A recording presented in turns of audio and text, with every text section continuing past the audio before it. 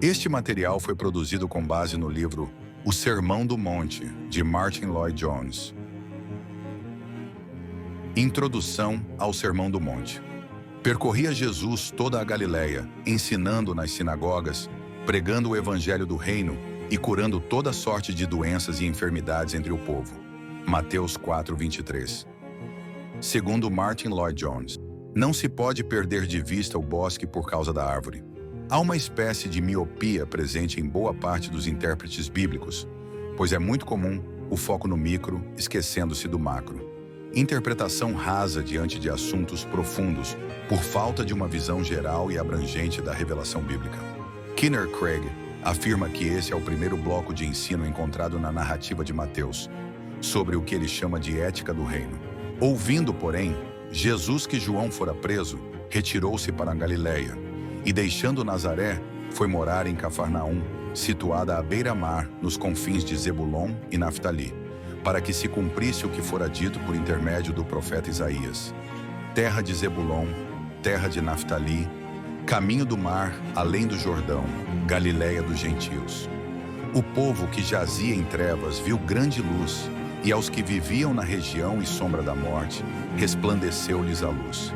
Daí por diante, passou Jesus a pregar e a dizer: arrependei-vos, porque está próximo o reino dos céus. Mateus 4:12-17. Esses ensinos retratam o estilo de vida dos arrependidos. Vários teólogos comparam o ensino de Jesus com o ensino do próprio Deus Pai, quando esse desceu sobre o Monte Sinai, transmitindo ali por boca de Moisés seus ensinamentos diretamente ao povo recém-liberto do Egito. Como exposto em Êxodo 19:3, subiu Moisés a Deus, e do monte o Senhor o chamou e lhe disse: assim falarás à casa de Jacó e anunciarás aos filhos de Israel. Claramente o Sermão do Monte é uma instrução aos que vivem uma vida de arrependimento. Em paralelo a esse acontecimento no Sinai, Jesus aparece no Novo Testamento ensinando aos seus discípulos e ao povo. Como afirma Richard Lawrence, em breves e surpreendentes imagens, as palavras de Jesus tomam a atenção daqueles que sonham com o reino dos céus na terra e a desviam do exterior para o interior, da manifestação física à expressão espiritual, da pompa para a humildade, do poder mundano para uma dinâmica espiritual que transforma o coração humano. Mas para quem o sermão é dirigido? Essa resposta está registrada em Mateus 5, versículo 1. Vendo Jesus as multidões, subiu ao monte, e como se assentasse, aproximaram-se os seus discípulos, e ele passou a ensiná-los, dizendo: vemos claramente que Jesus se dirige aos seus discípulos, pois eles são o alvo primário, aqueles que receberam a capacidade de compreender e aplicar os ensinamentos do Mestre, mediante revelação do Espírito Santo. Martyn Lloyd-Jones afirma: é um erro pedir de quem ainda não é crente que tente viver ou pôr em prática os preceitos do Sermão do Monte. Esperar conduta cristã da parte de alguém que ainda não nasceu do alto é heresia. Os apelos do Evangelho, em termos de conduta, princípios éticos e moralidade, sempre estão alicerçados sobre o pressuposto que as pessoas a quem esses mandamentos foram dirigidos devem ser pessoas regeneradas. Segundo ele, esse erro se dá, pois no campo do estudo bíblico deve ser uma regra invariável, que é começarmos pelo todo, antes de passarmos a dar atenção às porções de que se constitui o todo. Os ensinamentos do Sermão do Monte trazem as seguintes verdades. Todos os crentes devem ser assim como descritos no Sermão do Monte.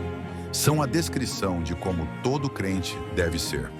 Cada uma das características, em certo sentido, requer a presença das demais qualidades.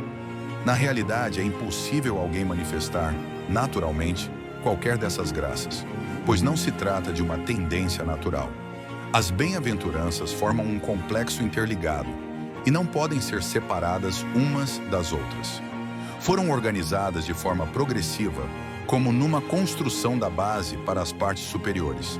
São uma construção operada pela graça do Espírito Santo e somente por ele, sendo impossível a qualquer ser humano realizar essa construção sem seu auxílio.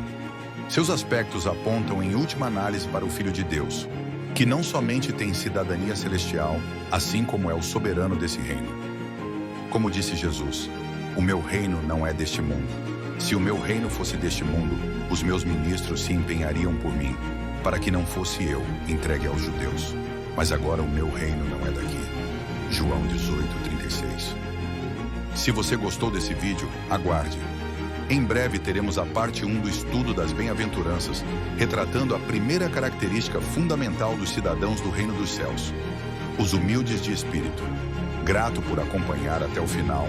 Até a próxima.